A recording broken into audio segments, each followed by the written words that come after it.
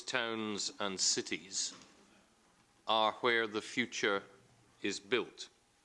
They are where 78% of our citizens live and where the most complex and the most common social problems are concentrated. For good or for ill, our cities are the heart of Europe, pulsating, innovative, diverse, and managing urban development effectively demands the same qualities from our policymakers. I represent an area of England which is perhaps the most rural English constituency. It's certainly the largest. It's the huge swathe of rural England which descends from Gloucestershire down to Southampton and down the peninsula to Cornwall and the Isles of Scilly. In my constituency, just over 50% of people live in rural areas, that is in towns of fewer than 35,000 people. During the last 12 years, we have had two of the largest Objective 1 structural fund programmes in the entire Union. A little later, I hope to show you exactly what Graham has just been speaking about, which is how Europe has actually changed a city and a sub-region from being on the edge of Europe to being at its heart, and how we have tried to use that to promote the European ideal within our sub-region. We do need to have better coordination, but the Union does have examples where it has actually let go and allowed areas to act with a freedom that national governments and the centralising tendencies would not normally have allowed. So those examples do exist, and I think it would be interesting to hear about them. The Green Paper has placed urban transport at the heart of today's discussion on sustainable transport. Sustainable meaning this has to be sustainable for our present society, but also for future generations, as has just been said. The overarching political drivers for this debate are concerns about the security of energy supply, climate change, health impact, in particular from air pollution and noise, about safety, and about, of course, the competitiveness of our economy. We have two major issues facing us.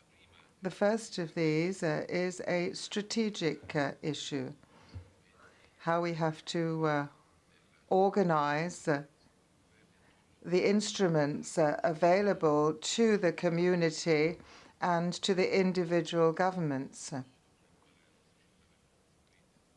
within the urban areas to the benefit of our citizens. It's a very important strategic matter. The choices, the options, the indications, the guidelines are such as they have to be streamlined as much as possible and allow us to use them to the benefit of the cities and the towns, to the service of our citizens. And the second topic is just as important. We have a lot of areas where there are a lot of important urban links, the result of the last 50 years, during the course of which a lot of our towns and cities have been built. And throughout Europe, these may be different. There are cities with historical centres which have to be preserved and conserved. We will have the fifth cohesion report in 2010, which will essentially set the framework for the future policy, and we would hope to come for legal proposals in 2010, 2012. We don't yet know quite when this will be. It depends very much on how the new Commission wants to handle the future policies. And we would hope to have adoption in 2012, 2013, ready for the next financial perspective period in 2014. We are undertaking a number of preparatory actions which I think may be of particular interest and relevance to you. Of course, the first was the Cohesion Forum and the wide consultation that we had on the cohesion report. This process has come to an end, and we will be publishing the results of this consultation.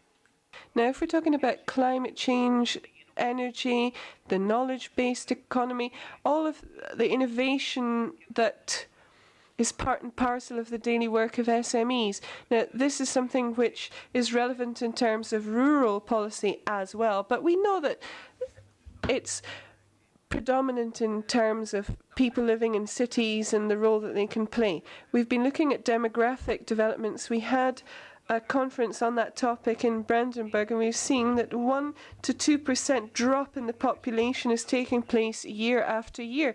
Now, sooner or later, that means the towns will be empty ghost towns. When we have a proposal such as this, I think we need a good social basis because it's something very important for Europe. As you saw in the video, we are a town surrounded by a very important economic area. We've got electronics, telecommunications, the pharmaceuticals industry, and as well as our own national companies, we've got international companies as well. Secondly, this policy is one of the objectives of our municipality.